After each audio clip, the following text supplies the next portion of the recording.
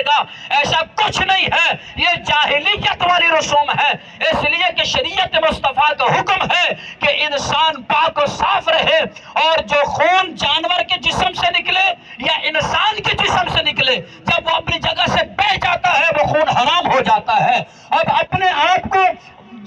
اپنے جسم کو جو ہے وہ حرام کے اندر مبتلا کرنا اور نجاست ملنا اپنے جسم پر، یہ شریعت مطہرہ کا حکم نہیں ہے، لہذا اس سے اپنے آپ کو بچانا چاہیے۔ ہاں، یہ مت سمجھے کہ قربانی کے جانور کا خون ہے تو لہذا جو ہے وہ میرے جسم کو شفا پہنچے گی، میری بیماریاں دور ہوں گی، میرا یہ سلسلہ ہوگا، یہ ہوگا، ایسا کچھ نہیں ہے۔ ہاں، جب خون بہہ گیا وہ خون حرام ہو گیا، وہ خون ناپاک ہو گیا، وہ خون نجس ہو گیا، تو اپنے جسم کو نجس کے اندر مبتلا نہ کرے، بلکہ جاہلیت والی سارے رسوم کو ختم کر کے ان رسوم پر عمل کریں جو میرے مصطفیٰ کریم نے عطا فرمائی ہے۔